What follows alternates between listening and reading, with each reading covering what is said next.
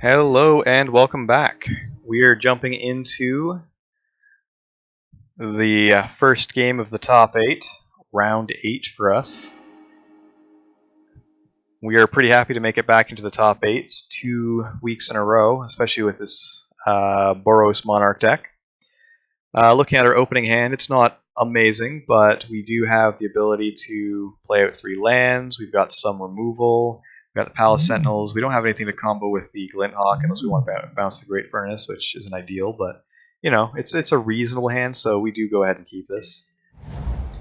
It turns out our opponent is playing blue-black, so this Palace Sentinels is feeling even better. This would have been a risky keep against a Stompy player or the like, since it's fairly slow. Here, we could play the Great Furnace if we don't want to discard, but I really do want to get the white mana online, and I don't mind discarding the Rally.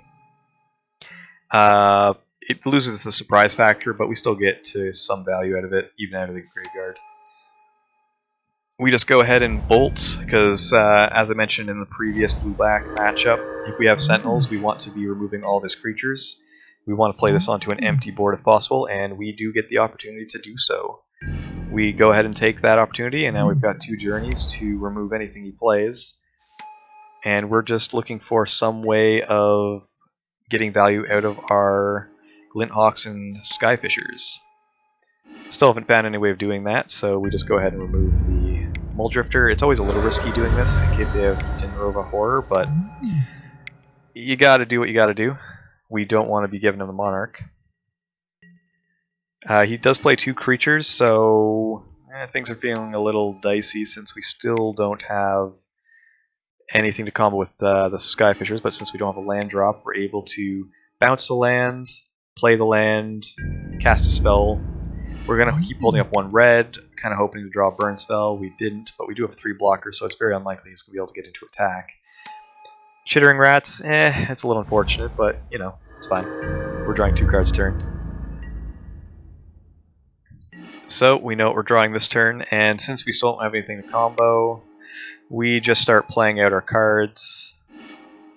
We're able to play and bounce the Thraben Inspector, so we do get some value out of our Skyfisher on this turn. And we can hold up the Lightning Bolt and try, in case he tries to kill a guy or 2 and get in for damage. Things that we're worried about this at this point is still that Dinrova Horror. Him being able to get back the Muldrifter would be pretty unfortunate for us, but just playing a Gurmag Angler, that is fine. It's just a big guy. It's whatever. And we go ahead and crack our clue. Since we don't want to have to chump block his Angler, we're just going to go ahead and use 2 removal spells on it.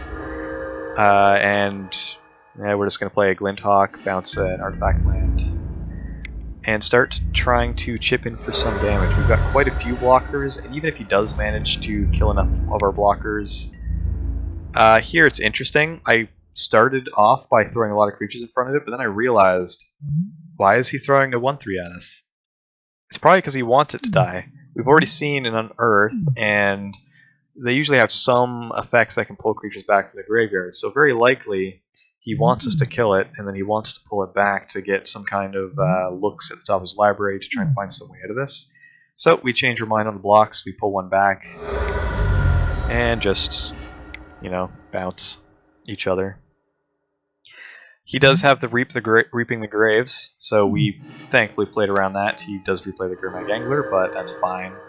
We've got plenty of chump blockers for that. We're just going to keep getting in for a ton of damage, since we do have the flashback potential of the Rally we discarded very early in the game.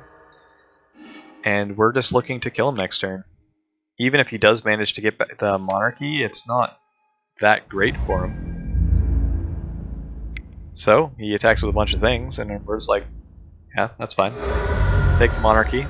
We're going to attack you back, so he draws his card. Wasn't anything useful. And we managed to win game 1. Going into game 2, let's look at our sideboarding. We went a very similar route that we did with the previous blue-black player. We wanted our Pyroblast, we wanted our Relic, and we pull out one land since we're on the draw.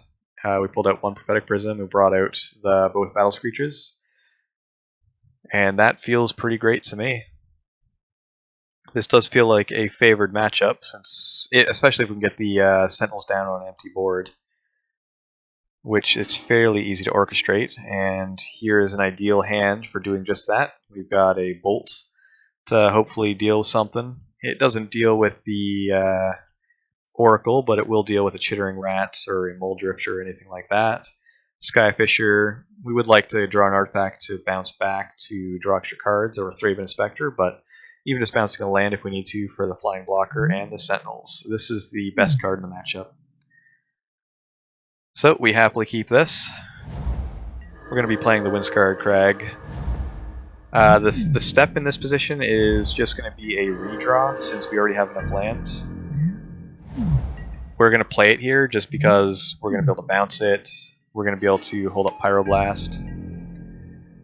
We want the opportunity to play out untapped lands and not need to discard. So we're going with that for now. Prophetic Prism is awesome here.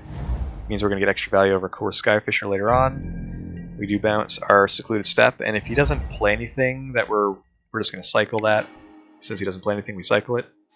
And now we are able to play the Palace Sentinels with Pyroblast backup.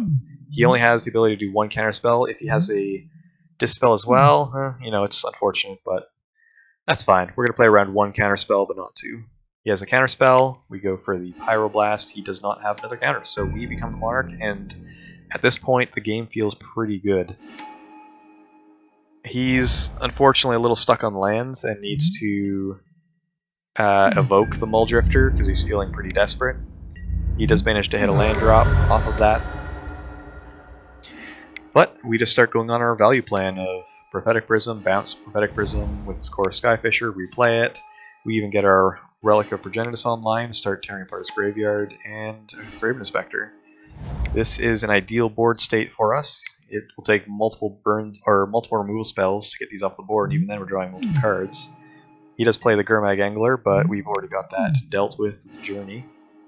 And we've got multiple creatures that are now just going to keep bouncing the Prism. We're going to keep drawing lots of cards. We're just kind of maximizing our mana by playing the Quarterfinals Skyfisher over the Glinthawk in that spot. We now have a Pyroblast, so we're going to try and keep that up if possible. He does have a Crypt Rats that he plays, but if he's playing to wipe out our entire board with the Crypt Rats, we are fine with that, because we have Burn in hand that will kill him if he just takes any damage. He does use the Disfigure just to take a little less damage, which makes sense. He's trying to preserve his life total to sweep the board with Crypt Rats, but unfortunately with the Monarch, it's going to be really hard for him to get back from this card advantage. We do have the opportunity, if we want to kill the rats, to force them to just crack it for 2, and we have multiple creatures left over, but we're not really concerned about him hitting us or sweeping the board, since we've got so much removal in hand, or so much burn for his face, Pyroblast to stop any counter shenanigans, and creatures to rebuild, Palace Sentinels to retake the Monarch, so we just have a plethora of riches. We throw a burn spell at his face, the Sorcerer Speed 1, just to be a little more mana efficient for next turn. We don't want to play any creatures. So here he actually manages to shrink a lot of our guys before he goes to crack his Crypt Rats just to save himself damage, but unfortunately it's not good enough since we have the Lightning Bolt. And we win. We win there. Managed to win round 8, and we're going to be going into round 9. So, join me there to find out how it turns out. Thanks, and bye.